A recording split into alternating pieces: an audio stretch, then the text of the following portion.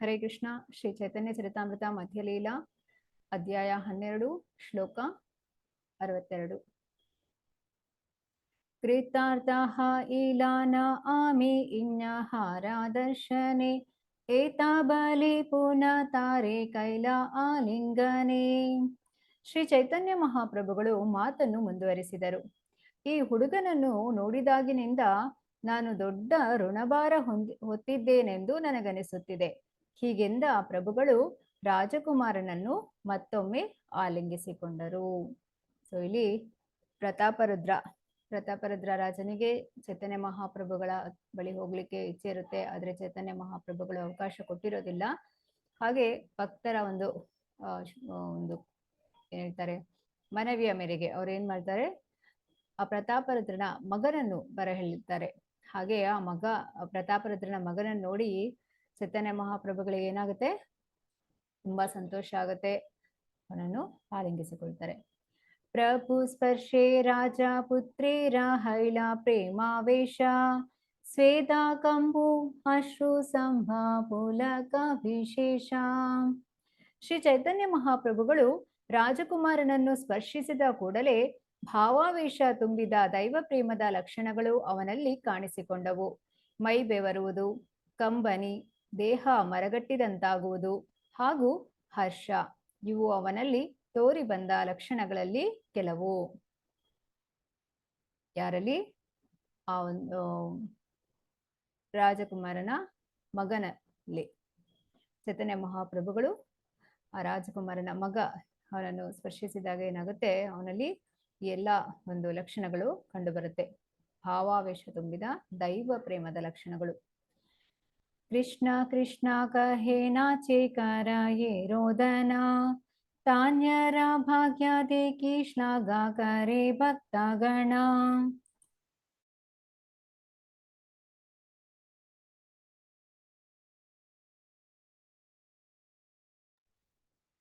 ರಾಜಪುತ್ರನು ಅಳಲು ಮೊದಲು ಮಾಡಿದ. ಆಗಾಗ ನರ್ತಿಸಿದ ಕೃಷ್ಣ ಕೃಷ್ಣ ಎನ್ನುವ ಜಪ ಅವನ ಬಾಯಿಯಿಂದ ಹೊರಡುತ್ತಿತ್ತು. ಅವನ ದೇಹದಲ್ಲಿ ಕಾಣಿಸಿಕೊಳ್ಳುತ್ತಿದ್ದ ಲಕ್ಷಣಗಳನ್ನು, ಅವನ ಜಪ ನರ್ತನಾದಿಗಳನ್ನು ನೋಡಿದ ಭಕ್ತರು ಅವನ ಆಧ್ಯಾತ್ಮಿಕ ಭಾಗ್ಯವನ್ನು ನೋಡಿ ಪ್ರಶಂಸೆಯ ಮಾತುಗಳನ್ನಾಡಿದರು. ಸೊ ಅಲ್ಲಿ ನೆರೆದಿರುವ ಭಕ್ತರಿಗೆಲ್ಲ ಈ ಒಂದು ಬಾಲಕನಲ್ಲಿ ಏನೊಂದು ಆ ಒಂದು ಲಕ್ಷಣಗಳು ಕಾಣಿಸಿಕೊಳ್ತದೆ, ಇದನ್ನು ನೋಡಿ ಅವರೆಲ್ಲರೂ ಕೂಡ ಹೊಗಳೋದಕ್ಕೆ ಶುರು ಮಾಡಿದ್ರು, ಪ್ರಶಂಸೆ ಮಾತುಗಳನ್ನಾಡಿದ್ರು. ಅಂದ್ರೆ ಅಷ್ಟು ಸಣ್ಣ ಪ್ರಾಯದಲ್ಲಿ ಪ್ರಭುಗಳ ಒಂದು ಅನುಗ್ರಹಕ್ಕೆ, ಆ ಪ್ರಭುಗಳ ಕೃಪೆಗೆ ಅವನು ಪಾತ್ರನಾಗಿದ್ದ ಅಂತ ಹೇಳಿ. ತಪೆ ಮಹಾಪ್ರಭು ತಾನ್ಯಾರೇ ಧೈರ್ಯ ಕರಾಯಿಲ ನಿತ್ಯ ಆಸಿ ಮಾಯ ಮೇಲಿಹ ಏಯಿ ಆಜ್ಞಾದೀಲ. ಆಗ ಶ್ರೀ ಚೈತನ್ಯ ಮಹಾಪ್ರಭುಗಳು ರಾಜಕುಮಾರನನ್ನು ಸಂತೈಸಿದರು. ಹಾಗೆಯೇ ತಮ್ಮನ್ನು ಕಾಣಲು ಪ್ರತಿದಿನ ಬರುತ್ತಿರುವಂತೆ ಅವನಿಗೆ ಆದೇಶ ನೀಡಿದರು. ಇಂಥ ಭಾಗ್ಯ ಹುಡುಗನದು. ಹೇಗೆ ಚೈತನ್ಯ ಮಹಾಪ್ರಭುಗಳು ಸಂತೋಷ ಪಡಿಸ್ತಾರೆ. ಸರಿ, ನೀನು ಅಳ್ತಾ ಇದ್ದಾನೆ, ಅವನು ಇಲ್ಲಿ ನೋಡ್ಬೋದು ನೀವು, ಅಂದ್ರೆ ಆ ಭಾವಾವೇಶದಲ್ಲಿ ಅಶ್ರು, ಕಣ್ಣಿನಿಂದ ಅಶ್ರು ಸುರಿತಾ ಇದೆ. ಹಾಗಾಗಿ ಅವರು ಹೇಳುವಂಥದ್ದು, ಪ್ರತಿದಿನ ನೀನು ನನ್ನನ್ನು ನೋಡ್ಲಿಕ್ಕೆ ಬರ್ಬೇಕು ಅಂತೇಳಿ ಈ ರೀತಿಯಾಗಿ ಆದೇಶ ನೀಡ್ತಾರೆ. ಸೀತಾಯ ಹನರಾಯ ಆಯಿಲ ರಾಜ ಪುತ್ರೇಲನ ರಾಜ ಸುಖ ಪಾಯಿಲ ಪುತ್ರೇರ ಚೇಷ್ಟಾದೇಕಿಯ. ಬಳಿಕ ರಾಜಕುಮಾರ ಹಾಗೂ ರಾಮಾನಂದರಾಯರಿಬ್ಬರು ಶ್ರೀ ಚೈತನ್ಯ ಮಹಾಪ್ರಭುಗಳ ಸನ್ನಿಧಿಯಿಂದ ಹೊರಬಿದ್ದರು. ರಾಮಾನಂದರಾಯರು ರಾಜಪುತ್ರನನ್ನು ರಾಜನ ಅರಮನೆಗೆ ಕರೆದೊಯ್ದು ಬಿಟ್ಟರು. ಇತ್ತ ರಾಜನು ತನ್ನ ಮಗನ ಚಟುವಟಿಕೆಗಳನ್ನು ಕೇಳಿ ತುಂಬಾ ಹರ್ಷಪಟ್ಟನು. ನಂತರ ರಾಮಾನಂದರಾಯರು ಏನ್ ಮಾಡ್ತಾರೆ, ಈ ಒಂದು ರಾಜಕುಮಾರನ ಮಗನನ್ನು ಅರಮನೆಗೆ ಕರೆದುಕೊಂಡು ಹೋಗ್ತಾನೆ. ಅಲ್ಲಿ ರಾಜನಿಗೆ ಈ ಮಗನ ಒಂದು ಚೈತನ್ಯ ಮಹಾಪ್ರಭುಗಳು ಇಷ್ಟೊಂದು ಹರಸಿ ಅಂತ ಹೇಳಿದ್ರೆ ಆ ಒಂದು ಕೃಪೆಯನ್ನು ತೋರಿದ್ದಾರೆ, ಇದನ್ನೆಲ್ಲ ಕೇಳಿ ಬಹಳ ಸಂತೋಷ ಪಡ್ತಾನೆ. ಪುತ್ರೇ ಆಲಿಂಗನ ಕರಿ ಪ್ರೇಮಾವಿಷ್ಟ ಹೈಲ ಸಾಕ್ಷಾತ್ ಪರಶ ಏನ ಮಹಾಪ್ರಭುರ ಪಾಯಿಲ. ತನ್ನ ಮಗನನ್ನು ಅಪ್ಪಿಕೊಂಡ ಮಾತ್ರಕ್ಕೆ ರಾಜನಲ್ಲಿ ದೈವೋನ್ಮಾದ ಉಕ್ಕಿ ಹರಿಯಿತು. ತಾನು ಪ್ರತ್ಯಕ್ಷ ಶ್ರೀ ಚೈತನ್ಯ ಮಹಾಪ್ರಭುಗಳನ್ನೇ ಸ್ಪರ್ಶಿಸಿದೆ ಎನ್ನುವ ಭಾವ ಅವನಲ್ಲಿ ಉದಿಸಿತು. ಏನಾಯ್ತು ಇಲ್ಲಿ? ರಾಜಕುಮಾರ ರಾಜ ಏನ್ ಮಾಡ್ತಾನೆ, ತನ್ನ ಮಗನನ್ನು ಅಪ್ಪಿಕೊಳ್ತಾನೆ. ಅವಾಗ ದೈವನ್ಮಾದ ಉಕ್ಕಿ ಹರಿಯುತ್ತೆ ರಾಜನಲ್ಲಿ. ಯಾಕೆಂದ್ರೆ ಸ್ವತಃ ಅವನಿಗೆ ಚೈತನ್ಯ ಮಹಾಪ್ರಭುಗಳನ್ನೇ ಸ್ಪರ್ಶಿಸಿದ್ದಾನೆ ಅನ್ನುವಷ್ಟು ಭಾವ ಅವನಲ್ಲಿ ಉದಿಸಿತು.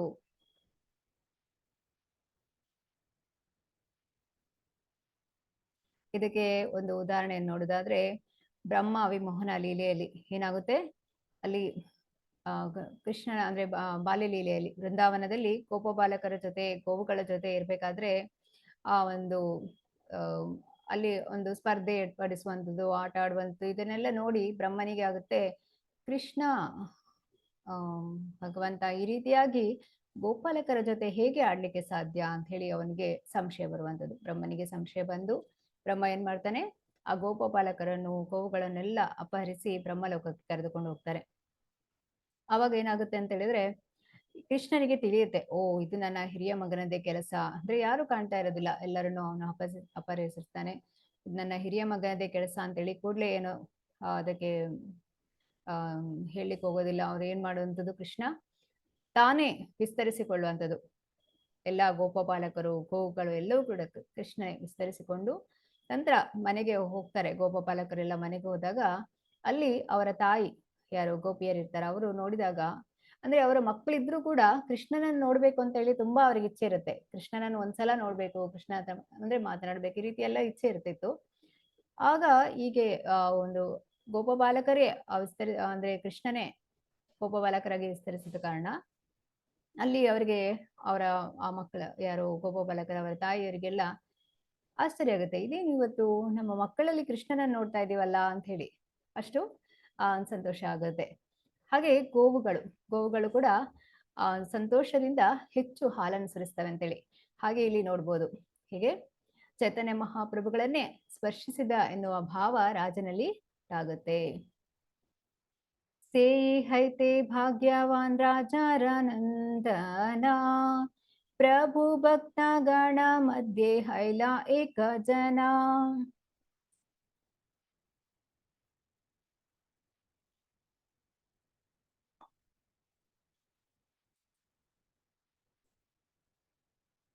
ಅಂದಿನಿಂದ ಆ ಸುದೇವಿ ಅರಸುಪುತ್ರನು ಪ್ರಭುಗಳ ಅತ್ಯಂತ ಆಪ್ತ ಭಕ್ತರಲ್ಲಿ ಒಬ್ಬನಾದನು. ಭಾವಾರ್ಥ ಶ್ರೀಲ ಪ್ರಭುಪಾದ. ಈ ಸಂಬಂಧದಲ್ಲಿ ಶ್ರೀಲ ಪ್ರಬೋಧಾನಂದ ಸರಸ್ವತಿಯವರು ಹೀಗೆಂದು ಬರೆಯುತ್ತಾರೆ, ಯತ್ ಕಾರುಣ್ಯ ಕಟಾಕ್ಷ ವೈಭವ ಅವತಾಂ. ಶ್ರೀ ಚೈತನ್ಯ ಮಹಾಪ್ರಭುಗಳು ಯಾರನ್ನಾದರೂ ಒಂದು ಕ್ಷಣಕಾಲ ದೃಷ್ಟಿಸಿ ನೋಡಿದಾದರೆ ಅವರ ದೃಷ್ಟಿಗೆ ಬಿದ್ದ ವ್ಯಕ್ತಿಯು ತತ್ಕ್ಷಣವೇ ಪ್ರಭುಗಳ ಅಂತರಂಗದ ಭಕ್ತನಾಗಿ ಪರಿವರ್ತಿತನಾಗುತ್ತಾನೆ. ಪ್ರಭುಗಳ ದರ್ಶನ ಪಡೆಯಲು ರಾಜಕುಮಾರನು ಮೊಟ್ಟ ಮೊದಲ ಬಾರಿ ಬಂದಿದ್ದನು. ಆದರೆ ಪ್ರಭುಗಳ ಅನುಗ್ರಹದಿಂದಾಗಿ ಅವನು ಆ ಕ್ಷಣವೇ ಉನ್ನತೋನ್ನತ ಭಕ್ತನಾಗಿ ಪರಿವರ್ತಿತನಾದನು. ಇದು ತಾತ್ವಿಕವಾಗಿ ಆದ ಬದಲಾವಣೆಯಲ್ಲ, ವಾಸ್ತವವಾಗಿ ನಡೆದದ್ದು. ಇಲ್ಲಿ ನಾವು ನಗ್ನ ಮಾತೃಕಾ ನ್ಯಾಯವನ್ನು ಅನ್ವಯಿಸುವುದಿಲ್ಲ. ಒಬ್ಬ ವ್ಯಕ್ತಿಯ ತಾಯಿಯು ಆಕೆಯ ಚಿಕ್ಕಂದಿನಲ್ಲಿ ನಗ್ನಳಾಗಿರುತ್ತಿದ್ದಳು. ಆದ್ದರಿಂದ ಅನೇಕ ಮಕ್ಕಳ ತಾಯಿಯಾದ ಮೇಲೆ ಈಗಲೂ ನಗ್ನಳಾಗಿಯೇ ಇರಬೇಕೆಂದು ನಗ್ನ ಮಾತೃಕಾ ನ್ಯಾಯವು ಹೇಳುತ್ತದೆ. ವ್ಯಕ್ತಿಯು ನಿಜವಾಗಿ ಪ್ರಭುವಿನ ಅನುಗ್ರಹಕ್ಕೆ ಪಾತ್ರನಾದನೆಂದರೆ ಆ ಕೂಡಲೇ ಉನ್ನತೋನ್ನತ ಪ್ರಭು ಭಕ್ತನಾಗಬಹುದು. ಇಂತಹ ಒಂದು ನಿರ್ದಿಷ್ಟ ದಿನ ಉನ್ನತಿತನಾಗದೆ ಹೋದ ವ್ಯಕ್ತಿಯು ರಾತ್ರಿ ಕಳೆದು ಬೆಳಗಾಗುವುದರೊಳಗೆ ಘನತೆವೆತ್ತ ಭಕ್ತನಾಗಲಾರ ಎಂಬುದು ನಗ್ನ ಮಾತೃಕಾ ನ್ಯಾಯದ ತರ್ಕ. ಅದು ಇದ್ದದ್ದು ಹಾಗೆ. ರಾಜಕುಮಾರನ ವಿಚಾರದಲ್ಲಿ ಆದದ್ದು ಈ ಸಿದ್ಧಾಂತವನ್ನು ಪ್ರತಿರೋಧಿಸಲು ಸಾಕ್ಷ್ಯ ಒದಗಿಸುತ್ತದೆ. ಕೇವಲ ಒಂದು ದಿನ ಹಿಂದೆಯಷ್ಟೇ ರಾಜಕುಮಾರನು ಬೇರೇನೂ ಅಲ್ಲದೆ ದೊರೆಯ ಮಗನಷ್ಟೇ ಆಗಿದ್ದ. ಮರುದಿನ ಅವನನ್ನು ಉನ್ನತೋನ್ನತ ಪ್ರಭು ಭಕ್ತರಲ್ಲಿ ಒಬ್ಬನನ್ನಾಗಿ ಎಣಿಸಲಾಯಿತು. ಇಷ್ಟೆಲ್ಲ ಸಾಧ್ಯವಾಗುವಂತಹದ್ದು ಭಗವಂತನ ಅವ್ಯಾಜ ಕರುಣೆಯಿಂದಾಗಿ ಮಾತ್ರ. ಪ್ರಭುವು ಸರ್ವಶಕ್ತ, ಸರ್ವಸಮರ್ಥ ಹಾಗೂ ಪರಮೇಶ್ವರ. ಬೆಳಿಗ್ಗೆ ನೀವು ಭಾಗವತಮಲ್ಲಿ ಕೂಡ ಕೇಳಿದ್ರಿ, ಪ್ರಭುಜಿ ಹೇಳ್ತಾ ಇದ್ರು ಏನು ಭಗವಂತನ ಕಡೆ ನೋಟ ಅಂತ ಹೇಳಿ. ಸೊ ಇಲ್ಲಿ ಕೂಡ ನೋಡ್ತೀರಿ ಚೈತನ್ಯ ಮಹಾಪ್ರಭುಗಳು ಯಾರನ್ನಾದರೂ ಒಂದು ಕ್ಷಣಕಾಲ ದೃಷ್ಟಿಸಿ ನೋಡಿದ್ದಾದರೆ ಅವರ ದೃಷ್ಟಿಗೆ ಬಿದ್ದ ವ್ಯಕ್ತಿಯು ತಕ್ಷಣವೇ ಪ್ರಭುಗಳ ಅಂತರಂಗದ ಭಕ್ತನಾಗಿ ಪರಿವರ್ತಿತನಾಗುತ್ತಾನೆ. ಇಲ್ಲಿ ರಾಜಕುಮಾರನ ಮಗ, ಇದು ರಾಜನ ಮಗ ಯಾರು, ಅವನಿಗೆ ಅವನು ಎಷ್ಟೊಂದು ಭಾಗ್ಯಶಾಲಿ ಅಂತ ಹೇಳಿ ಇಲ್ಲಿ ನಾವು ನೋಡ್ಬೋದು. ಯಾಕಂದ್ರೆ ಪ್ರಭುಗಳ ಒಂದು ನಿಕಟ ಸಂಪರ್ಕಕ್ಕೆ ಅಂತೇಳಿ ಪ್ರಭುಗಳ ಜೊತೆ ಇರ್ಲಿಕ್ಕೆ ಅವನಿಗೆ ಅವಕಾಶ ಸಿಕ್ಕಿತು. ಹಾಗೆ ಇಲ್ಲಿ ಹೇಳುವಂಥದ್ದು ಏನಂತ ಹೇಳಿದ್ರೆ, ಶ್ರೀಲ ಪ್ರಬೋಧಾನಂದ ಸರಸ್ವತಿಯವರು ಇದನ್ನೇ ಹೇಳುವಂಥದ್ದು, ಯತ್ ಕಾರುಣ್ಯ ಕಟಾಕ್ಷ ವೈಭವತಾಂ, ಅಂದ್ರೆ ಭಗವಂತನ ಆ ಭಗವಂತನು ಯಾರನ್ನು ನೋಡ್ತಾನೆ ಅವರ ದೃಷ್ಟಿಗೆ ಯಾರು ಬೀಳ್ತಾರೆ ಅವರು ತಕ್ಷಣವೇ ಭಗವಂತನ ಅಂತರಂಗದ ಭಕ್ತನಾಗಿ ಪರಿವರ್ತನೆ ಆಗ್ತಾನೆ ಅಂತ ಹೇಳಿ. ಪ್ರಭುಗಳ ದರ್ಶನ ಪಡೆಯಲು ರಾಜಕುಮಾರನು ಮೊಟ್ಟ ಮೊದಲ ಬಾರಿ ಬಂದಿದ್ದನು. ಅವನು ಆಕ್ಚುಲಿ ಬಂದಿದ್ದೇ ಮೊಟ್ಟ ಮೊದಲ ಬಾರಿಗೆ, ಆದ್ರೂ ಕೂಡ ಎಷ್ಟು ಬೇಗ ಪ್ರಭುಗಳ ಒಂದು ಪ್ರೀತಿಗೆ ಪಾತ್ರನಾಗ್ತಾನೆ ಅಂತ ನೋಡ್ಬೋದು. ಆದರೆ ಪ್ರಭುಗಳ ಅನುಗ್ರಹದಿಂದಾಗಿ ಅವನು ಆ ಕ್ಷಣವೇ ಉನ್ನತೋನ್ನತ ಭಕ್ತನಾಗಿ ಪರಿವರ್ತಿತನಾದನು. ಇದು ತಾತ್ವಿಕವಾಗಿ ಆದ ಬದಲಾವಣೆ ಅಲ್ಲ. ಹೇಳಿದ್ರೆ ಇದಕ್ಕೆ ಇಲ್ಲಿ ಉದಾಹರಣೆಯನ್ನು ಕೊಡುವಂಥದ್ದು ನಗ್ನ ಮಾತೃಕ ನ್ಯಾಯ ಅನ್ವಯಿಸಲಾಗುವುದಿಲ್ಲ ಅಂತೇಳಿ. ಅಂದ್ರೆ ಯಾವುದು ಕೂಡ ಇವತ್ತು ಇಂದಿನಿಂದ ನಾಳೆಗೆ ಯಾರು ಕೂಡ ಹಾಗೆ ಶುದ್ಧ ಭಕ್ತನಾಗ್ಲಿಕ್ಕೆ ಸಾಧ್ಯ ಇಲ್ಲ. ಅಲ್ಲಿ ಗುರು ಕೃಷ್ಣ ಕೃಪಾ ಆಯ್ತು ಭಕ್ತಿಲತಾ ಬೀಜ ಅಂತೇಳಿ, ಅಲ್ಲಿ ಭಗವಂತನ ಒಂದು ಕೃಪೆ ಅವನಿಗೆ ಸಿಕ್ಕಿದೆ, ಅಪ್ಯಾಜ ಕರುಣೆಗೆ ಅವನು ಪಾತ್ರನಾಗಿದ್ದಾನೆ. ಹಾಗಾಗಿ ಅವನಿಗೆ ಈ ಒಂದು ಭಾಗ್ಯ ಲಭಿಸಿತು. ಹಾಗಾಗಿ ಭಗವಂತನ ಅವ್ಯಾಜ ಕರುಣೆಯಿಂದಾಗಿ ಮಾತ್ರ ಇದೆಲ್ಲವೂ ಕೂಡ ಸಾಧ್ಯವಾಗ್ತದೆ. ಯಾಕೆಂದ್ರೆ ಭಗವಂತ ಸರ್ವಶಕ್ತ, ಸರ್ವಸಮರ್ಥ ಹಾಗೂ ಪರಮೇಶ್ವರ.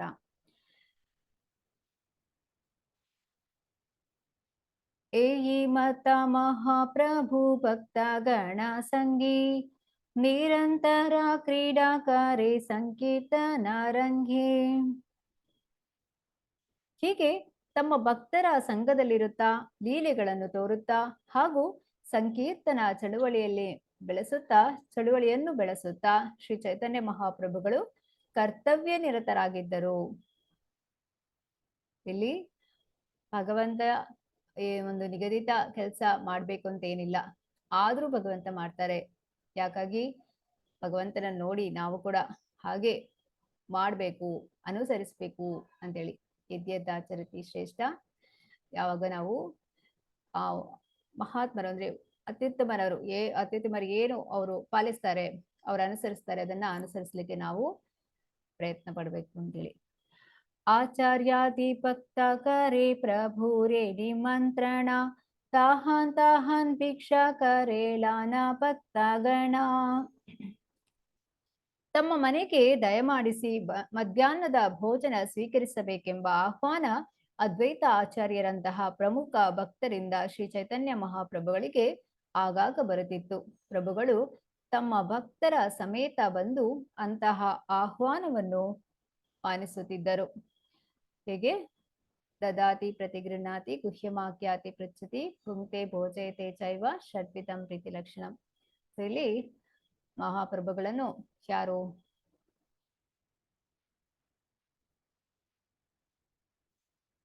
ಅದ್ವೈತಾಚಾರ್ಯರಂತಹ ಪ್ರಮುಖ ಭಕ್ತರಿಂದ ಶ್ರೀ ಚೈತನ್ಯ ಮಹಾಪ್ರಭುಗಳಿಗೆ ಆಗಾಗ ಆಹ್ವಾನ ಬರ್ತಿತ್ತು, ನಮ್ಮ ಮನೆಗೆ ಬನ್ನಿ ಭೋಜನ ಸ್ವೀಕರಿಸಿ ಅಂತ ಹೇಳಿ.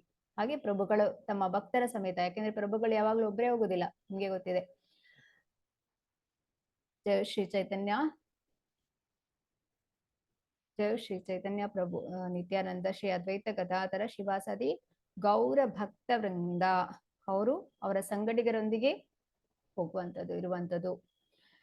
ಏಯಿ ಮತ ನಾನಾ ರಂಗಿ ದೀನ ಗತಾ ಗೇಲಾ ಜಗನ್ನಾಥೇರ ರಥ ಯಾತ್ರಾ ನಿಕಟ ಹಾಯಿಲಾ. ಹೀಗೆ ಪ್ರಭುಗಳು ತುಂಬು ಹರ್ಷದಲ್ಲಿ ಕೆಲವು ದಿನ ಕಳೆದರು.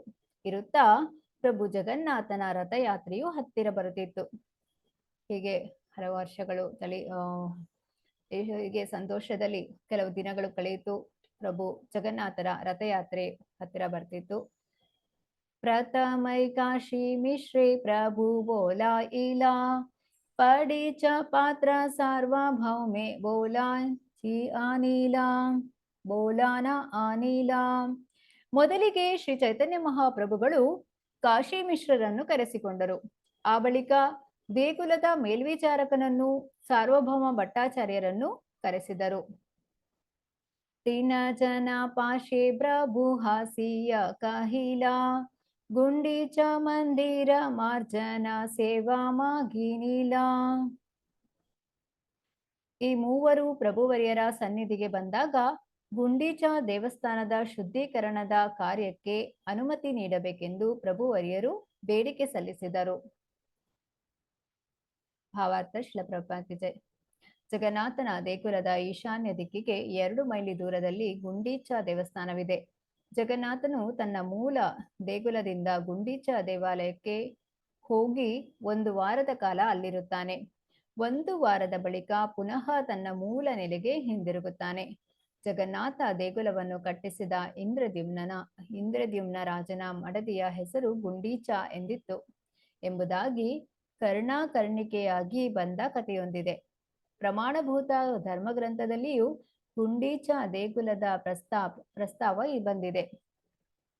ಈ ದೇವಾಲಯದ ವಿಸ್ತೀರ್ಣ 888 × 215 ಮೊಳಗಳಷ್ಟಿರಬಹುದೆಂದು ಅಂದಾಜು ಮಾಡಿದ್ದಾರೆ. 1 ಮೊಳ ಎಂದರೆ ಸುಮಾರು 1.5 ಅಡಿ. ದೇವರಿರುವ ಎಡೆಯು ಎಂದರೆ ದೇಗುಲದ ಪ್ರಮುಖ ಭಾಗವು 36 × 30 ಮೊಳಗಳ ವಿಸ್ತೀರ್ಣವುಳ್ಳದ್ದು. ಕೀರ್ತನೆ ನಡೆಯುವ ಹಜಾರದ ವಿಸ್ತೀರ್ಣ 32 × 39 ಮೊಳ. ಇಲ್ಲಿ ಮೂವರು ಚೈತನ್ಯ ಮಹಾಪ್ರಭುಗಳು, ಕಾಶಿ ಮಿಶ್ರರು ಮತ್ತು ಸಾರ್ವಭೌಮ ಭಟ್ಟಾಚಾರ್ಯರು. ಇವರು ಓಕೆ ಚೈತನ್ಯ ಮಹಾಪ್ರಭುಗಳಿಗೆ ಬಳಿ ಬರುವಂತದ್ದು ಕಾಶಿ ಮಿಶ್ರರು ಮತ್ತು ಮೇಲ್ವಿಚಾರಕರು ಅಂದ್ರೆ ದೇಗುಲದ ಮೇಲ್ವಿಚಾರಕರು ಮತ್ತು ಸಾರ್ವಭೌಮ ಭಟ್ಟಾಚಾರ್ಯರು ಮೂವರು ಬರ್ತಾರೆ. ಅಂದಾಗ ಪ್ರಭುಗಳು ಅವರಲ್ಲಿ ಕೇಳುವಂಥದ್ದು ಅದು ಕೂಡ ಹೇಗೆ ಅನುಮತಿ ನೀಡಬೇಕೆಂದು ಪ್ರಭುವರಿಯರು ಬೇಡಿಕೆ ಸಲ್ಲಿಸ್ತಾರೆ. ಅಂದ್ರೆ ಗುಂಡೀಚ ದೇವಸ್ಥಾನದ ಶುದ್ಧೀಕರಣ ಮಾಡಬೇಕು ಅಂತ ಹೇಳಿ. ಅಂದ್ರೆ ಇಲ್ಲಿ ನಾವು ತಿಳಿಬಹುದು ಭಗವಂತನಲ್ಲಿ ಎಷ್ಟೊಂದು ನಮ್ರತೆ ಇದೆ. ಅಖಿಲ ಕೋಟಿ ಬ್ರಹ್ಮಾಂಡ ನಾಯಕ ಭಗವಂತನಲ್ಲಿ ಅಷ್ಟೊಂದು ನಂಬಿಕೆ ಇದೆ, ಆದ್ರೆ ನಮ್ರತೆ ಇದೆ. ಆದ್ರೆ ನಾವು ಏನ್ ಮಾಡ್ತೇವೆ, ನಾವು ಆ ಒಂದು ಸ್ವಲ್ಪ ಕೂಡ ಅದನ್ನು ಅನುಸರಿಸುವ ಪ್ರಯತ್ನವನ್ನು ಮಾಡ್ಲಿಕ್ಕೆ ಪ್ರಯತ್ನ ಪಡೋದಿಲ್ಲ. ಸೊ ಇದು ಬಹಳ ಮುಖ್ಯ. ಈ ನಮ್ರತೆಯನ್ನು ನಾವು ಬೆಳೆಸಿಕೊಳ್ಳೋದು ಅಷ್ಟು ಸುಲಭ ಇಲ್ಲ, ಆದ್ರೆ ನಾವು ಪ್ರಯತ್ನವನ್ನು ಪಡ್ಬೇಕು ಮಾತ್ರ. ಜಗನ್ನಾಥನ ದೇಗುಲದ ಈಶಾನ್ಯ ದಿಕ್ಕಿಗೆ 2 ಮೈಲಿ ದೂರದಲ್ಲಿ ಗುಂಡೀಚ ದೇವಸ್ಥಾನ ಇದೆ. ಸೊ ಇಲ್ಲಿ ಗುಂಡೀಚ ಅಂತ ಹೇಳಿದ್ರೆ ನಿಮ್ಗೆ ಈಗ ತಿಳಿಯಿತು. ಗುಂಡೀಚ ಅಂದ್ರೆ ಈ ಒಂದು ಇಂದ್ರದ್ಯುಮ್ನ ರಾಜನ ಮಡದಿಯ ಹೆಸರಾಗಿರುತ್ತೆ. ಯಾಕೆಂದ್ರೆ ಜಗನ್ನಾಥ ದೇಗುಲವನ್ನು ಕಟ್ಟಿಸುವಂತದ್ದು ಇಂದ್ರದ್ಯುಮ್ನ ರಾಜ. ಸೊ ಅವರ ಮಡದಿಯ ಹೆಸರು ಗುಂಡೀಚ. ಇದು ಪ್ರಮಾಣಭೂತ ಧರ್ಮಗ್ರಂಥದಲ್ಲಿಯೂ ಇದರ ಪ್ರಸ್ತಾಪ ಇದೆ. ಹಾಗಾಗಿ ಇಲ್ಲಿ ನಾವು ತಿಳಿಬಹುದು ಭಗವಂತನನ್ನು ನಾವು ಸಾಕಾರ ರೂಪದಲ್ಲಿ ಆರಾಧಿಸಬೇಕು. ಇದೆಲ್ಲವೂ ಕೂಡ ಶಾಸ್ತ್ರಗಳಲ್ಲಿ ಉಲ್ಲೇಖ ಇದೆ ಅಂತ ಹೇಳಿ.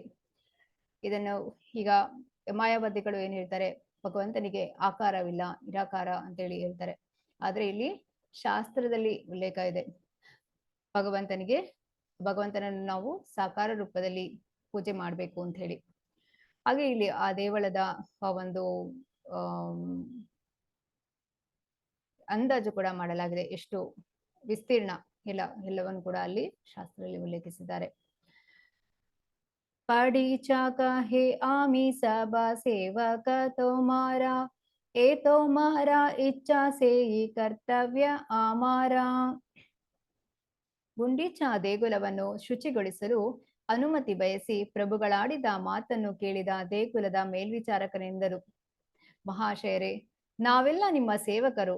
ನೀವು ಏನು ಹೇಳುತ್ತೀರೋ ಅದನ್ನು ಮಾಡುವುದು ನಮ್ಮ ಕರ್ತವ್ಯ.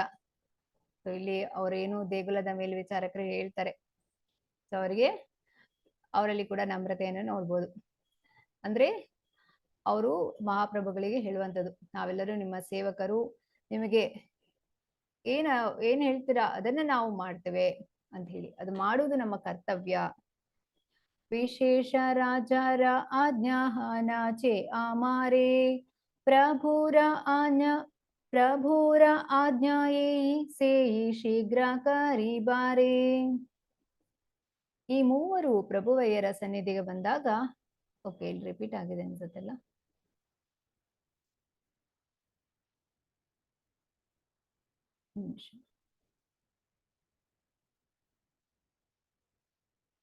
ಪ್ರಭು ಸನ್ನಿಧಾನವು ನನಗೆ ಏನೇ ಕೆಲಸ ವಿಧಿಸಲಿ ಅದನ್ನು ವಿಳಂಬ ಮಾಡದೆ ಕಾರ್ಯರೂಪಕ್ಕೆ ತರಬೇಕೆಂದು ಮಹಾರಾಜರು ನನಗೆ ವಿಶೇಷವಾಗಿ ಆಜ್ಞಾಪಿಸಿದ್ದಾರೆ. ಇಲ್ಲಿ ಕೂಡ ಪ್ರತಾಪರುದ್ರ ರಾಜನನು ಅವನ ಒಂದು ಗುಣಗಾನವನ್ನು ಭಕ್ತರು ಮಾಡ್ತಾನೆ ಇರ್ತಾರೆ ನೋಡಿ. ಹೇಗೆ ಚೈತನ್ಯ ಮಹಾಪ್ರಭುಗಳ ಸನ್ನಿಧಾನದಲ್ಲಿ ಅವರು ಮಹಾಪ್ರಭುಗಳು ಏನು ಕೆಲಸ ವಿಧಿಸಲಿ ಅದನ್ನು ತಡ ಮಾಡದೆ ಕಾರ್ಯರೂಪಕ್ಕೆ ತರಬೇಕು ಅಂತೇಳಿ ಮಹಾರಾಜರು ನನಗೆ ವಿಶೇಷವಾಗಿ ಆಜ್ಞಾಪಿಸಿದ್ದಾರೆ.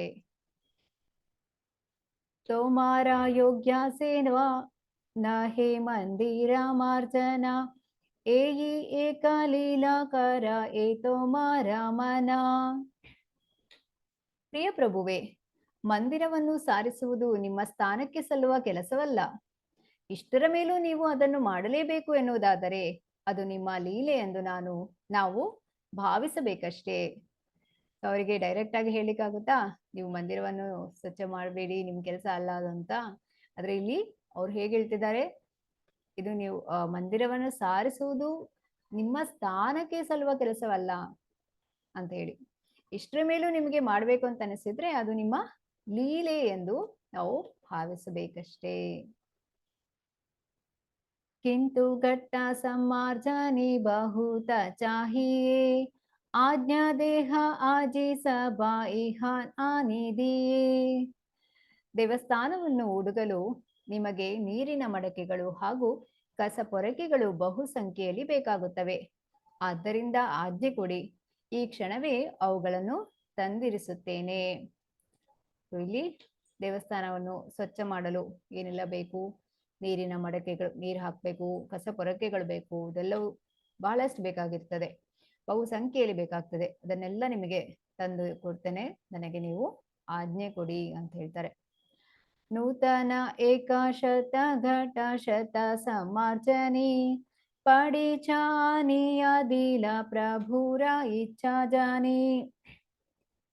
ಪ್ರಭುಗಳ ಅಪೇಕ್ಷೆ ಏನೆಂಬುದನ್ನು ತಿಳಿದುಕೊಂಡ ಕೂಡಲೇ ದೇಗುಲದ ಶುದ್ಧೀಕರಣಕ್ಕಾಗಿ ಮೇಲ್ವಿಚಾರಕನು 100 ನೀರಿನ ಗಡಿಗೆಗಳನ್ನು ಅಷ್ಟೇ ಸಂಖ್ಯೆಯ ಪೊರಕೆಗಳನ್ನು ತಂದು ಒಪ್ಪಿಸಿದನು. ಇಲ್ಲಿ ಪ್ರಭುಗಳಿಗೆ, ಚೈತನ್ಯ ಮಹಾಪ್ರಭುಗಳಿಗೆ ಗುಂಡಿಚ ಮಾರ್ಜನ ಮಾಡಬೇಕು ಅಂತ ಇಚ್ಛೆಯಾಗಿದೆ. ಸೊ ಅದನ್ನು ತಿಳಿದ ಕೂಡಲೇ ಏನ್ ಮಾಡಿದ್ರು, ಈ ದೇಗುಲದ ಮೇಲ್ವಿಚಾರಕರು ಆ 100 ನೀರಿನ ಗಡಿಗೆಗಳನ್ನು ಮತ್ತು ಅಷ್ಟೇ ಸಂಖ್ಯೆಯ ಪೊರಕೆಗಳನ್ನು ತಂದು ಕೊಟ್ರು.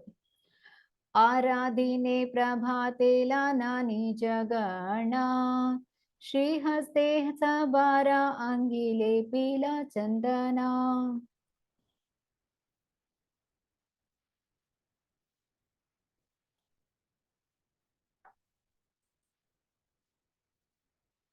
ಮರುದಿನ ಪ್ರಭುವರ್ಯರು ತಮ್ಮ ಆಪ್ತ ಸೇವಕರನ್ನು ತಮ್ಮೊಡನೆ ಕರೆದೊಯ್ದು ಸ್ವಹಸ್ತದಿಂದ ಶ್ರೀಗಂಧ ಚೂರ್ಣವನ್ನು ಅವರೆಲ್ಲರ ಮೈಗಳಿಗೆ ಲೇಪಿಸಿದರು. ಈ ದೇಗುಲದ ಸ್ವಚ್ಛ ಆಗುವ ಮೊದಲು ಇಲ್ಲಿ ಪ್ರಭುಗಳು ಸ್ವತಃ ಅವರ ಕೈಯಿಂದವೇ ಆಪ್ತ ಸೇವಕರನ್ನು ಕರೆದು ಆಪ್ತ ಸೇವಕರಿಗೆ ಸ್ವಹಸ್ತದಿಂದ ಶ್ರೀಗಂಧ ಚೂರ್ಣವನ್ನು ಅವರೆಲ್ಲರ ಮೈಗಳಿಗೆ ಲೇಪಿಸ್ತಾರೆ. ಶ್ರೀಹಸ್ತೆ ದೀಲಾ ಸಬಾರೆ ಏಕ ಏಕ ಮಾರ್ಜನಿ ಸಭಗಮಲನ ಪ್ರಭು ಚಲೀಲಾ ಆಪನಿ. ತರುವಾಯ ಚೈತನ್ಯರು ತಮ್ಮ ಭಕ್ತರೆಲ್ಲರಿಗೂ ತಲಾ ಒಂದೊಂದರಂತೆ ಪೊರಕೆಯನ್ನು ಸ್ವಹಸ್ತದಿಂದ ನೀಡಿದರು. ಅವರೆಲ್ಲರನ್ನು ಜೊತೆಯಲ್ಲಿರಿಸಿಕೊಂಡು ಗುಂಡೀಚ ದೇಗುಲದ ಕಡೆ ನಡೆದರು. ಇಲ್ಲಿ ಜಗನ್ನಾಥ, ಪುರಿ ಜಗನ್ನಾಥಕ್ಕೆ ನೀವು ಹೋದ್ರೆ ಅಲ್ಲಿ ನೀವು ಆ ಒಂದು ಗುಂಡೀಚ ಹೆಸರು ನೋಡ್ಬೋದು. ಲಾಸ್ಟ್ ಟೈಮ್ ನಾವು ಹೋಗಿದ್ವಿ, ಬಟ್ ನೆನಪಿಲ್ಲ. ಸೊ ಇಲ್ಲಿ ಚೈತನ್ಯ ಮಹಾಪ್ರಭುಗಳು ಏನ್ ಮಾಡ್ತಾರೆ, ಎಲ್ಲರಿಗೂ ಕೂಡ ಒಂದೊಂದು ಪೊರಕೆಯನ್ನು ಕೊಡ್ತಾರೆ. ಅವರು ಸ್ವಹಸ್ತದಿಂದಾನೇ ಕೊಡ್ತಾರೆ. ನಂತರ ಅವರ ಜೊತೆಯಲ್ಲಿ ಅವರು ಗುಂಡೀಚ ದೇಗುಲದ ಕಡೆ ನಡೀತಾರೆ. ಗುಂಡೀಚ ಮಂದಿರೆ गेला करीते मार्जना, प्रथमे मार्जनीला ನ ಕರೀಲ ಶೋಧನ. ಹೀಗೆ ಪ್ರಭುಗಳು ಹಾಗೂ ಅವರ ಸಂಗಾತಿಗಳು ಗುಂಡೀಚ ದೇಗುಲದ ಶುದ್ಧೀಕರಣಕ್ಕಾಗಿ ಹೊರಟರು. ಮೊದಲಿಗೆ ಅವರೆಲ್ಲ ಪೊರಕೆ ಹಿಡಿದು ನೆಲವನ್ನು ಗುಡಿಸಿದರು. ಭೀತರ ಮಂದಿರ ಉಪರ ಸಕಲ ಮಾಜಿಲ, ಸಿಂಹಾಸನ ಮಾಜಿ ಪುನಃ ಸ್ಥಾಪನ ಕರೀಲ. ಮೇಲ್ಚಾವಣಿಯೂ ಸೇರಿದಂತೆ ದೇವಸ್ಥಾನದ ಒಳಭಾಗವನ್ನೆಲ್ಲ ಪ್ರಭುಗಳು ಚೆನ್ನಾಗಿ ಗುಡಿಸಿದರು. ಬಳಿಕ ಅವರು ಸಿಂಹಾಸನವನ್ನು ಹೊರಗೆತ್ತಿಕೊಂಡು ಶುಭ್ರ ಮಾಡಿ ಪುನಃ ಅದನ್ನು ಅದರ ಮೂಲ ಸ್ಥಾನದಲ್ಲಿರಿಸಿದರು. छोटा बड़ा मंदिर कैला मार्जन शोधना, पाचे तैचे ಶೋಧಿಲ ಶ್ರೀ ಜಗಮೋಹನ. ಹೀಗೆ ಪ್ರಭುಗಳು ಹಾಗೂ ಅವರ ಸಂಗಡಿಗರು ದೇವಸ್ಥಾನಕ್ಕೆ ಸೇರಿದ ದೊಡ್ಡ ಸಣ್ಣ ಸ್ಥಳಗಳನ್ನೆಲ್ಲ ಗುಡಿಸಿ ನಿರ್ಮಲಗೊಳಿಸಿದರು. ಇದಾದ ತರುವಾಯ ದೇಗುಲಕ್ಕೂ ಸಂಕೀರ್ತನಾ ಸಭಾಂಗಣಕ್ಕೂ ನಡುವೆ ಇದ್ದ ಸ್ಥಳವನ್ನು ಗುಡಿಸಿ ಸ್ವಚ್ಛ ಮಾಡಿದರು. ಚಾರಿ ದಿಕ್ಕೆ ಶತ ಭಕ್ತ ಸಮಾರ್ಜನೆ ಕರೆ, ಆಪನಿ ಶೋಧೇನ ಪ್ರಭು ಶಿಖಾನ ಸಭಾರೆ. ದಿಟದಲ್ಲಿ 100 ಮಂದಿ ಭಕ್ತರು ದೇವಸ್ಥಾನದ ಎಲ್ಲೆಡೆಗಳನ್ನು ಗುಡಿಸುವ ಕಾರ್ಯದಲ್ಲಿ ಮಗ್ನರಾಗಿದ್ದರು. ಇತ್ತ ಸ್ವಯಂ ಶ್ರೀ ಚೈತನ್ಯ ಮಹಾಪ್ರಭುಗಳು ಶುದ್ಧೀಕರಣ ಮಾಡುತ್ತಿದ್ದ ಭಕ್ತರಿಗೆ ಎಲ್ಲೆಲ್ಲಿ ಏನೇನು ಮಾಡಬೇಕೆಂಬುದನ್ನು ಹೇಳಿಕೊಡುತ್ತಿದ್ದರು. ಅಲ್ಲಿ ಎಷ್ಟು ಭಕ್ತರು ದೇವಸ್ಥಾನದ ಸ್ವಚ್ಛತೆಯನ್ನು ಮಾಡ್ತಾ ಇದ್ರು. 100 ಮಂದಿ ಭಕ್ತರು, ಅವರಿಗೆಲ್ಲ ಮಹಾಪ್ರಭುಗಳು ಹೇಳ್ತಾ ಇದ್ರು ಹೇಗೆ ಮಾಡ್ಬೇಕು, ಎಲ್ಲೆಲ್ಲಿ ಸ್ವಚ್ಛ ಮಾಡ್ಬೇಕು ಅಂತ ಹೇಳಿ. ಪ್ರೇಮೋಲ್ಲಾಸಿ ಶೋಧೇನಾಲ ಏನ ಕೃಷ್ಣ ನಾಮ, ಭಕ್ತಗಣ ಕೃಷ್ಣ ಕಹೆ ಕರೆ ನಿಜ ಕಾಮ. ಒಂದೇ ಸಮನೆ ಕೃಷ್ಣನ ಪವಿತ್ರ ನಾಮವನ್ನು ಜಪಿಸುತ್ತಾ ಶ್ರೀ ಚೈತನ್ಯ ಮಹಾಪ್ರಭುಗಳು ಗುಂಡೀಚ ದೇಗುಲವನ್ನು ಗುಡಿಸಿದರು. ಇದೇ ರೀತಿ ಪ್ರಭುಗಳ ಜೊತೆಗಾರರಾಗಿದ್ದ ಭಕ್ತರು ನಾಮ ಜಪ ಮಾಡುತ್ತಲೇ ತಮ್ಮ ತಮ್ಮ ಕೆಲಸಗಳಲ್ಲಿ ತನ್ಮಯರಾಗಿದ್ದರು. ಹರೇ ಕೃಷ್ಣ ಕೃಷ್ಣ ಕೃಷ್ಣ ಹರೇ ಹರೇ, ಹರೇ ರಾಮ ರಾಮ ರಾಮ ಹರೇ ಹರೇ. ಹೀಗೆ ಭಗವಂತನ ಪವಿತ್ರ ನಾಮವನ್ನು ಜಪಿಸುತ್ತಾ ಮಹಾಪ್ರಭುಗಳು ಗುಂಡೀಚ ದೇಗುಲವನ್ನು ಗುಡಿಸ್ತಾರೆ. ಅದೇ ರೀತಿ ಭಕ್ತರು ಕೂಡ ನಾಮ ಜಪ ಮಾಡುತ್ತಲೇ ತಮ್ಮ ತಮ್ಮ ಕೆಲಸಗಳಲ್ಲಿ ತನ್ಮಯರಾಗಿದ್ರು. ಸೊ ಇಲ್ಲಿ ನಾವು ಇಲ್ಲಿಂದ ಏನ್ ತಿಳಿಬಹುದು ಅಂತ ಹೇಳಿದ್ರೆ, ನಾವು ಭಗವಂತನ ಸೇವೆಯನ್ನು ಮಾಡ್ಬೇಕಾದ್ರೆ ಅದನ್ನ ಸಂತೋಷದಿಂದ ಮಾಡ್ಬೇಕಂತೇಳಿ. ಆ ಸೇವೆಯನ್ನು ನಾವು ಸಂತೋಷದಿಂದ ಅಂತ ಹೇಳಿದ್ರೆ ಭಗವಂತನಿಗೆ ಪ್ರೀತಿ ಪೂರ್ವಕವಾಗಿ ಮಾಡಿದ್ರೆ ಅದು ಭಗವಂತನಿಗೆ ಸಲ್ಲುತ್ತದೆ. ಧೂಲಿ ದೂಸರ ತನು ದೇಕಿತೆ ಶೋಭನಾ, ಕಹಾನ್ ಅಶ್ರು ಜಲೆ ಕರೆ ಸಮಾರ್ಜನಾ. ಪ್ರಭುಗಳ ಇಡೀ ಮನೋಹರವಾದ ಶರೀರದ ಮೇಲೆ ಧೂಳು ಹಾಗೂ ಮಣ್ಣು ಕೂತಿತ್ತು. ಹೀಗಾಗಿ ಅವರ ಶರೀರಕ್ಕೊಂದು ದಿವ್ಯ ಕಳೆ ಪ್ರಾಪ್ತವಾಗಿತ್ತು.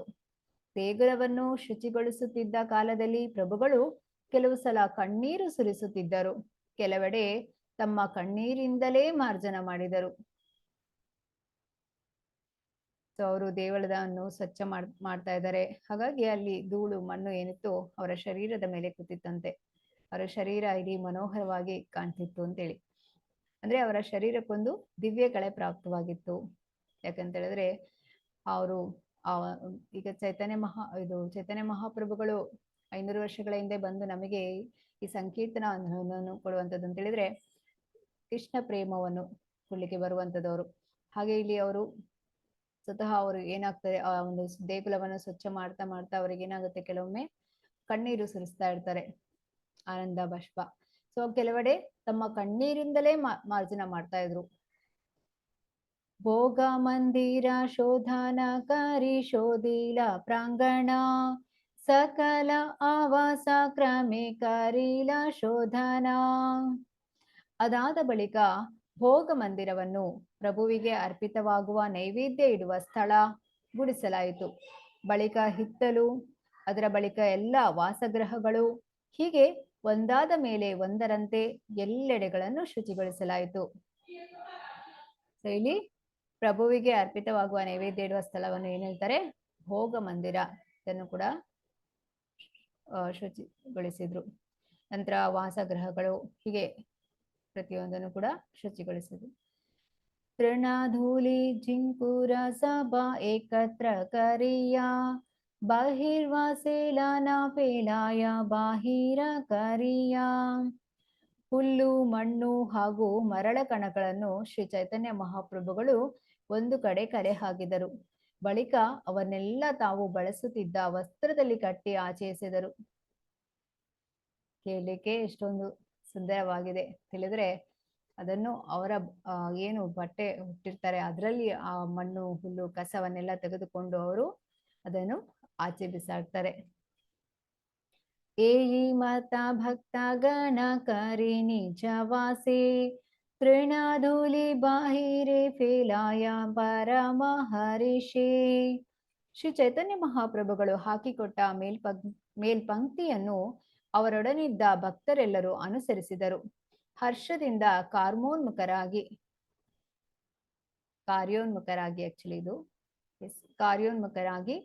ಕಸ ಕಡ್ಡಿ ಎಲ್ಲವನ್ನು ತಮ್ಮ ತಮ್ಮ ವಸ್ತ್ರಗಳಲ್ಲಿ ಕಟ್ಟಿ ದೇಗುಲದ ಹೊರಗೆ ಬೀಸಿಟ್ಟರು. ಸೊ ಇಲ್ಲಿ ಮಹಾಪ್ರಭುಗಳು ಏನ್ ಮಾಡ್ತಾರೆ ಅದನ್ನು ಅನುಸರಿಸ್ತಾ ಇದ್ದಾರೆ ಭಕ್ತರೆಲ್ಲರೂ ಕೂಡ. ಅವರು ಕೂಡ ಕಸ ಕಡ್ಡಿನೆಲ್ಲ ತಮ್ಮ ಬಟ್ಟೆಯಲ್ಲಿ ಕಟ್ಟಿ ಅದನ್ನ ದೇಗುಲದ ಹೊರಗಡೆ ಬಿಸಾಡ್ತಾರೆ. ಪ್ರಭು ಕಹೆ ಕೆ ಕಥ ಕರಿಯಾಚ ಸಂಮಾರ್ಜನಾ, ತೃಣಧೂಲಿ ದೇಕಿಲೆ ಜಾನಿಬ ಪರಿಶ್ರಮ. ಪ್ರಭುಗಳು ಭಕ್ತರನ್ನು ಉದ್ದೇಶಿಸಿ ಹೇಳಿದರು, ನೀವೆಲ್ಲ ಸೇರಿ ದೇಗುಲವನ್ನು ಎಷ್ಟು ಚೆನ್ನಾಗಿ ಹುಡುಗಿದ್ದೀರಿ ಎಂಬುದನ್ನು ನೀವು ಹೊರಗೆ ಎಸೆದಿರುವ ಕಸದ ರಾಶಿಯನ್ನು ನೋಡಿಯೇ ನಾನು ಊಹಿಸಿಕೊಳ್ಳಬಲ್ಲೆ. ನೀವು ಎಷ್ಟು ದಣಿದಿದ್ದೀರಿ ಎಂಬುದನ್ನು ಅರ್ಥ ಮಾಡಿಕೊಳ್ಳಬಲ್ಲೆ. ಇಲ್ಲಿ ನಿಮಗೆ ಚೈತನ್ಯ ಮಹಾಪ್ರಭುಗಳನ್ನು ನೋಡ್ತಾ ಇದ್ರೆ ಹೇಗನ್ಸುತ್ತೆ? ಹೇಗೆ ತಾಯಿ ತಮ್ಮ ಮಕ್ಕಳಿಗೆಲ್ಲ ಯಾವ ರೀತಿಯಾಗಿ ಕೆಲಸ ಮಾಡ್ಬೇಕು, ಅವ್ರಿಗೆ ಗೈಡ್ ಮಾಡೋದು ಹೇಗೆ, ಈ ರೀತಿಯಾಗಿ ಎಲ್ಲ ನಾವು ಆಲೋಚನೆ ಮಾಡ್ಬೋದು. ಅಂತ ಹೇಳಿದ್ರೆ ಇಲ್ಲಿ ಅವರು ಪ್ರಭುಗಳು ಕೂಡ ಅವರೊಂದಿಗೆ ಕೆಲಸ ಮಾಡಿರ್ತಾರೆ, ಸೇವೆ ಮಾಡ್ತಾ ಇರ್ತಾರೆ. ಆದ್ರೂ ಕೂಡ ಅವ್ರು ಹೇಳುವಂಥದ್ದು, ನೀವೆಲ್ಲ ಸೇರಿ ಎಷ್ಟೊಂದು ಚೆನ್ನಾಗಿ ಮಾಡಿದ್ದೀರಾ ದೇಗುಲವನ್ನು, ನಿಮ್ಗೀಗ ಇಷ್ಟೆಲ್ಲ ಕೆಲಸ ಮಾಡಿ ನಿಮಗೀಗ ದಣಿವಾಗಿದೆ ಅಲ್ವಾ, ಇಷ್ಟೊಂದು ದಣಿದಿದ್ದೀರಿ ಅಂತ ನಾನು ಅರ್ಥ ಮಾಡಿಕೊಳ್ಳಬಲ್ಲೆ ಅಂತ ಹೇಳ್ತಾರೆ. ಹೇಗೆ ತಾಯಿಗೆ ತನ್ನ ಮಕ್ಕಳ ಒಂದು ಕಷ್ಟವೂ ಅರ್ಥ ಆಗುತ್ತೆ, ಅದೇ ರೀತಿ ಇಲ್ಲಿ ಪ್ರಭುಗಳಿಗೆ ಅವರ ಒಂದು ಭಕ್ತರ ಒಂದು ಕಷ್ಟವು ಆ ಕಷ್ಟ ಪಡ್ತಾ ಇದ್ದಾರೆ ಅಂತ ಹೇಳಿ ಅವರಿಗೆ ಅವರು ಆ ರೀತಿಯಾಗಿ ಹೇಳುವಂಥದ್ದು, ನನಗೆ ಅರ್ಥ ಆಗ್ತಾ ಇದೆ, ನೀವೆಲ್ಲ ದಣಿದಿದ್ದೀರಿ ಅಂತ. ಸಭಾರಾಜ್ಯಾನ್ ಭಾನ ಭೋಜ ಏಕತ್ರ ಕರೀಲಾ, ಸಭಾ ಹೈತೆ ಪ್ರಭುರ ಭೋಜ ಅಧಿಕ ಹಾಯಿಲಾ. ತಾವು ಗುಡಿಸಿ ಸೇರಿಸಿದ್ದ ಕಸವನ್ನೆಲ್ಲ ಭಕ್ತರು ಸಾಲಾಗಿ ಗುಡ್ಡ ಹಾಕಿದ್ದರಷ್ಟೇ. ಆ ರಾಶಿಗಳನ್ನೆಲ್ಲ ಒಟ್ಟುಗೂಡಿಸಿ ನೋಡಿದಾಗ ಶ್ರೀ ಚೈತನ್ಯ ಮಹಾಪ್ರಭುಗಳೊಬ್ಬರೇ ಕಲೆ ಹಾಕಿದ್ದ ಕಸದ ರಾಶಿಯೇ ದೊಡ್ಡದಾಗಿತ್ತು. ಅಲ್ಲಿ ಕೂಡ ಭಕ್ತರೆಲ್ಲರೂ ಕೂಡ ಆ ಕಸದ ರಾಶಿ ಹಾಕಿ ಒಂದು ಗುಡ್ಡ ಮಾಡಿದ್ರು. ಆದ್ರೆ ಅಲ್ಲಿ ನೋಡ್ತಾ ಇದ್ರೆ ಮಹಾಪ್ರಭುಗಳು ಹಾಕಿದ್ದ ಕಸದ ರಾಶಿ ದೊಡ್ಡದಾಗಿತ್ತಂತೆ. ಏಯಿ ಮತ ಅಭ್ಯಂತರ ಕರಿಲ ಮಾರ್ಜನ, ಪುನಃ ಸಭಾ ಕಾರ್ಯ ದಿಲ ಕರಿಯವನ್. ದೇವಸ್ಥಾನದ ಒಳಭಾಗವನ್ನೆಲ್ಲ ನಿರ್ಮಲೀಕರಿಸಿದ್ದು ಮುಗಿಯಿತು. ತರುವಾಯ ಶುಚಿಗೊಳಿಸಲು ಒಂದೊಂದು ಸ್ಥಳವನ್ನು ಪ್ರಭುಗಳು ಮತ್ತೊಮ್ಮೆ ಭಕ್ತರಿಗೆ ನಿಗದಿ ಮಾಡಿದರು. ಈಗ ದೇವಸ್ಥಾನದ ಒಳಗಡೆ ಎಲ್ಲ ಶುಚಿ ಆಯ್ತು, ನಿರ್ಮಲ ಮಾಡಿದಾಯ್ತು. ಈಗ ಮತ್ತೆ ಆ ಒಂದು ದೇವಸ್ಥಾನದ ಹೊರಗಡೆ ಕಸವನ್ನು ಕ್ಲೀನ್ ಮಾಡಲು, ಶುಚಿಗೊಳಿಸಲು ಒಬ್ಬೊಬ್ಬ ಭಕ್ತರಿಗೆ ಅವರು ಸ್ಥಳವನ್ನು ನಿಗದಿಪಡಿಸ್ತಾರೆ. ಸೂಕ್ಷ್ಮ ಧೂಲಿ ತೃಣ ಕಾಂಜ ಕರ ಸಭ ಕರ ದೂರ, ಭಾಲಮತಿ ಶೋಧನ ಕರ ಪ್ರಭುರ ಅಂತಪುರ. ತರುವಾಯ ಕಣ್ಣಿಗೆ ಕಾಣದಂತಹ ಧೂಳು, ಕಡ್ಡಿ ಹಾಗೂ ಮರಳ ಕಣಗಳನ್ನು ತೆಗೆದು ಹೊರಗೆಸೆಯುವ ಮೂಲಕ ದೇವಸ್ಥಾನದ ಒಳಭಾಗವನ್ನೆಲ್ಲ ಒಪ್ಪ ಮಾಡುವಂತೆ ಪ್ರಭುಗಳು ಎಲ್ಲಾ ಭಕ್ತರಿಗೂ ಆಜ್ಞೆ ಇತ್ತರು. ನಂತರ ಮತ್ತೆ ಶುಚಿತ್ವಗೊಳಿಸಲು ಪ್ರಭುಗಳು ಏನ್ ಮಾಡ್ತಾರೆ, ಎಲ್ಲಾ ಭಕ್ತರಿಗೆ ಆದೇಶ ನೀಡ್ತಾರೆ. सभा वैष्णवलना ए बेदु ई बारा शोधिला देखी महाप्रभुर मने संतोष हईला. ಶ್ರೀ ಚೈತನ್ಯ ಮಹಾಪ್ರಭುಗಳು ಹಾಗೂ ಅವರೊಡನಿದ್ದ ಇತರ ಭಕ್ತರು ದೇಗುಲವನ್ನೆಲ್ಲ ಎರಡನೆಯ ಸಲ ಸ್ವಚ್ಛಗೊಳಿಸಿದರು.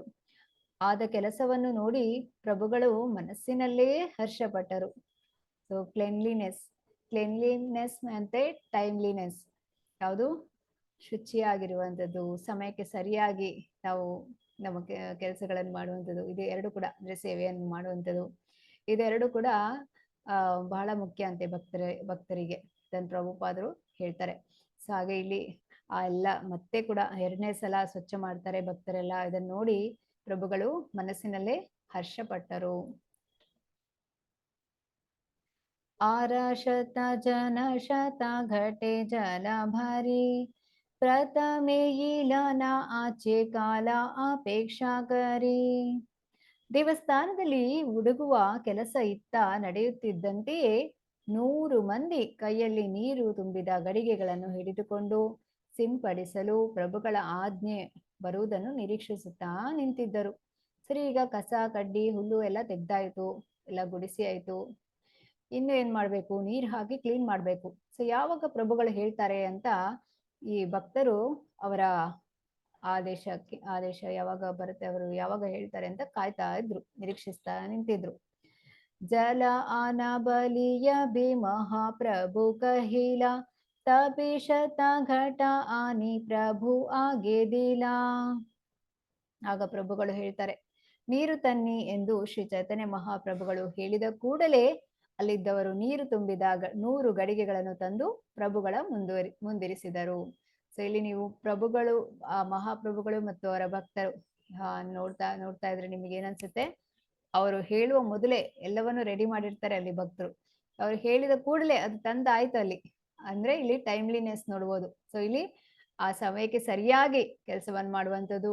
ಶುಚಿತ್ವ ಅಂತ ಹೇಳಿದ್ರೆ ಅಂತರಂಗದಲ್ಲಿ ಕೂಡ ಭಗವಂತನ ಸ್ಮರಣೆ ಮಾಡುವಂಥದ್ದು, ಬಾಹ್ಯದಲ್ಲಿ ಸ್ನಾನ ಇತ್ಯಾದಿ ಮಾಡಿ ಶುಚಿಯಾಗಿರುವಂಥದ್ದು. ಇದು ಎರಡು ಕೂಡ ಬಹಳ ಮುಖ್ಯ ಭಕ್ತಿಯಲ್ಲಿ ಮುಂದೆ ಹೋಗ್ಲಿಕ್ಕೆ ಅಂತೇಳಿ ಇಲ್ಲಿ ನಾವು ನೋಡ್ಬೋದು. ಪ್ರಥಮೆ ಕರೀಲ ಪ್ರಭು ಮಂದಿರ ಪ್ರಕ್ಷಾಲನ ಊರ್ಧ್ವ ಅಧೋ ಭಿತ್ತಿ ಗೃಹ ಮಧ್ಯ ಸಿಂಹಾಸನ.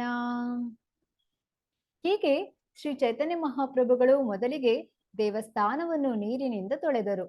ತರುವಾಯ ಮೇಲ್ಚಾವಣಿ, ಗೋಡೆಗಳು, ನೆಲ, ಸಿಂಹಾಸನ, ಹೀಗೆ ದೇಗುಲದ ಎಲ್ಲ ಭಾಗಗಳನ್ನು ಒಂದೊಂದಾಗಿ ತೊಳೆದರು.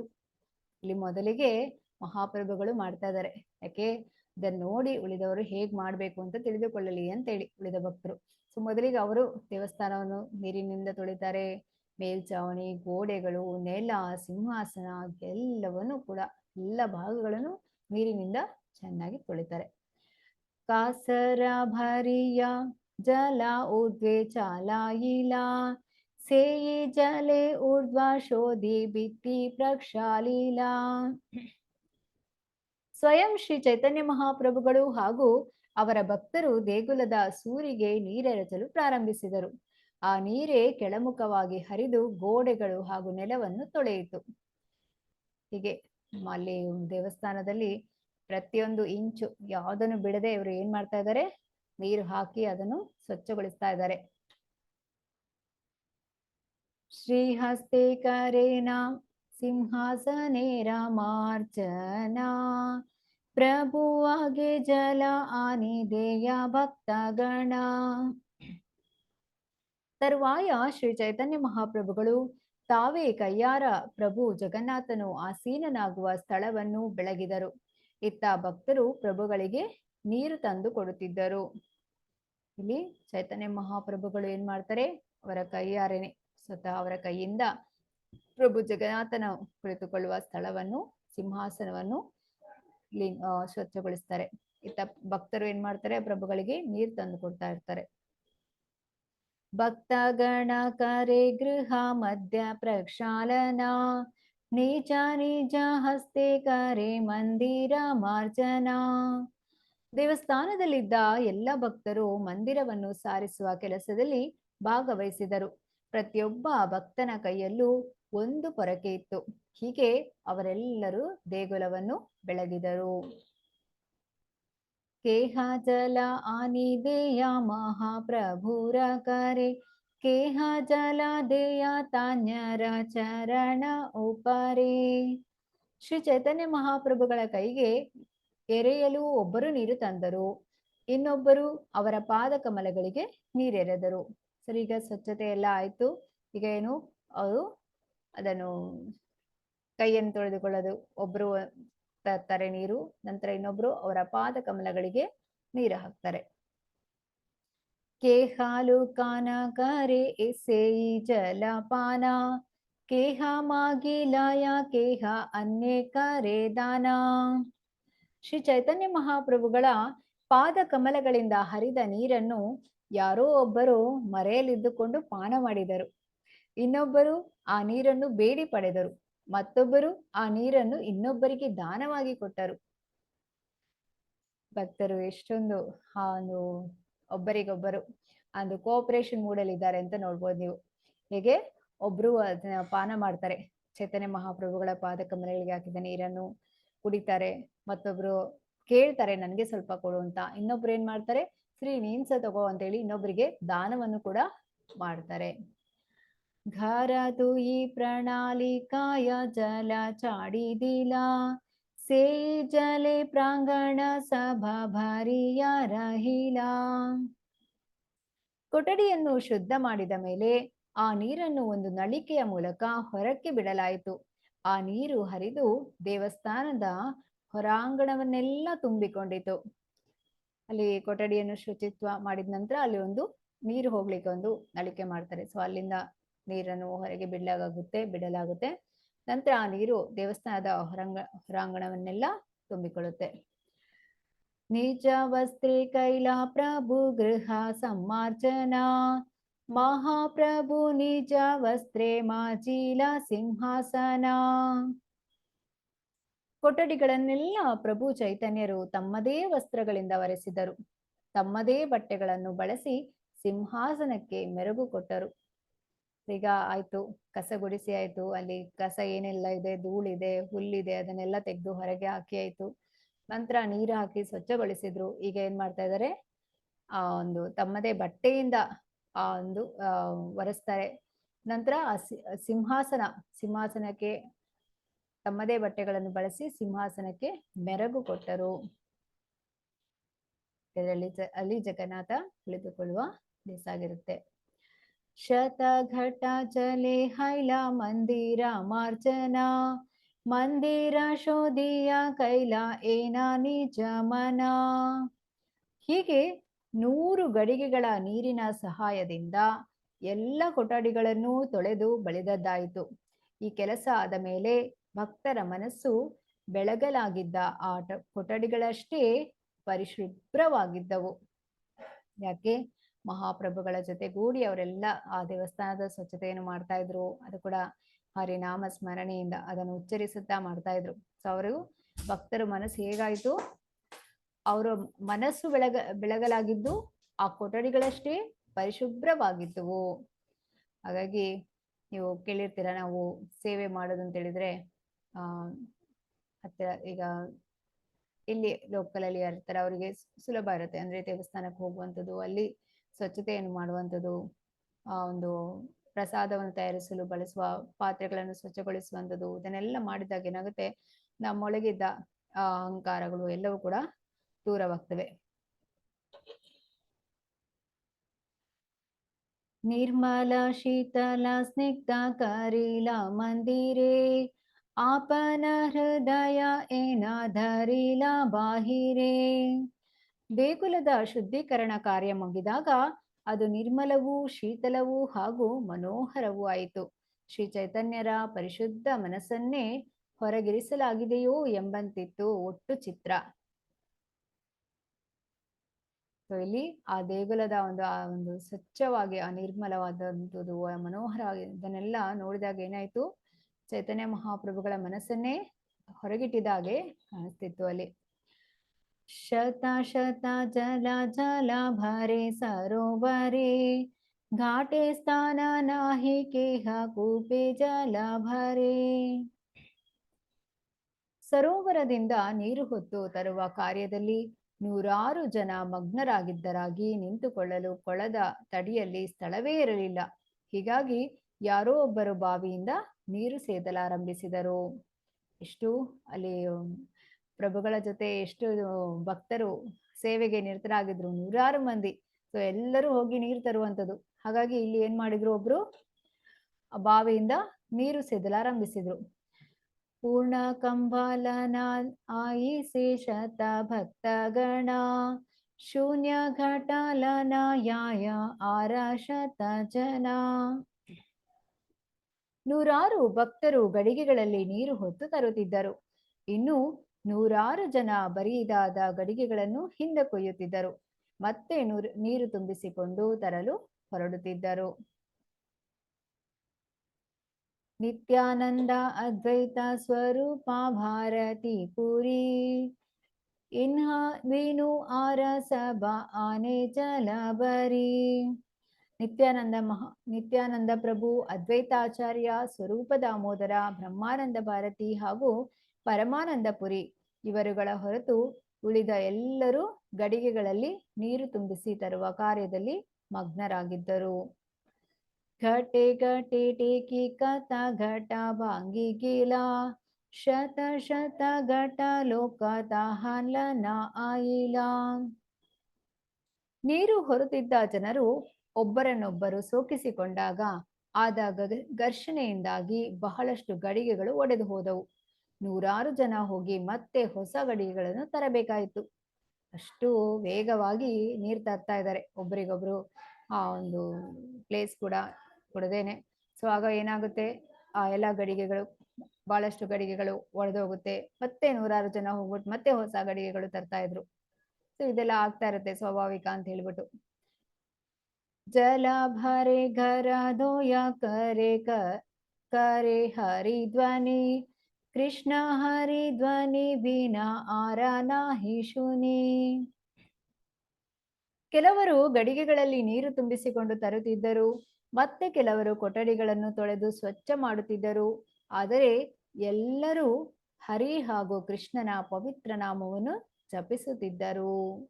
ಎಲ್ಲರೂ ಕೂಡ ಆ ಒಂದು ಸೇವೆಯಲ್ಲಿ ನಿರತರಾಗಿರ್ತಾರೆ. ಆದ್ರೆ ಸದಾ ಹರಿನಾಮ ಸ್ಮರಣೆಯನ್ನು ಮಾಡ್ತಾ ಇರ್ತಾರೆ. ಕೃಷ್ಣ ಕೃಷ್ಣ ಕಹಿ ಕರೆ ಘಟೇರ ಪ್ರಾರ್ಥನಾ, ಕೃಷ್ಣ ಕೃಷ್ಣ ಕಹಿ ಕರೆ ಘಟ ಸಮರ್ಪಣ.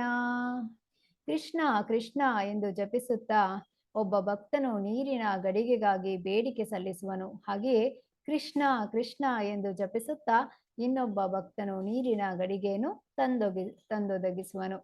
ಈ ರೀತಿಯಾಗಿ ಅವರು ಏನ್ ಮಾಡ್ತಾ ಇದ್ರು, ಸೇವೆಯನ್ನು ಮಾಡ್ತಾ ಇದ್ರು. ಕೃಷ್ಣನ ನಾಮವನ್ನು ಜಪಿಸುತ್ತಾ ಈ ರೀತಿಯಾಗಿ ಗಡಿಗೆಗಳನ್ನು ತರುವಂಥದ್ದು, ನೀರಿನ ಗಡಿಗೆಗಳನ್ನು ತಂದು ನಂತರ ಒಬ್ಬರು ನನಗೆ ನೀರು ತಗೊಂಡು ಬಾ ಅಂತ ಬೇಡಿಕೆಯನ್ನು ಸಲ್ಲಿಸುವಂಥದ್ದು, ಇನ್ನೊಬ್ಬರು ತರುವಂಥದ್ದು, ಹೀಗೆ ಕೃಷ್ಣನ ನಾಮವನ್ನು ಜಪಿಸುತ್ತಾ ಅವರು ಸೇವೆಯನ್ನು ಮಾಡ್ತಾ ಇದ್ರು. ಪಂಚಕಲ್ಪತರುಭ್ಯಶ್ಚ ಕೃಪಾ ಸಿಂಧುಭ್ಯ ಏವ ಚ ಪತಿತನಾಂ ಪಾವನೇಭ್ಯೋ ವೈಷ್ಣವೇಭ್ಯೋ ನಮೋ ನಮಃ. ಅನಂತ ಕೋಟಿ ವೈಷ್ಣವಂದಿಗೆ ಜೈ. ಶ್ರೀ ನಾಮಾಚಾರ್ಯ ಶ್ರೀ ದಾಸಠಾಕೂರ್ ಕಿ ಜೈ. ಶ್ರೀಲ ಪ್ರಭುಪಾದ ಕಿ ಜೈ. ಹರೇ ಕೃಷ್ಣ. ಎಲ್ಲರಿಗೂ ಧನ್ಯವಾದಗಳು.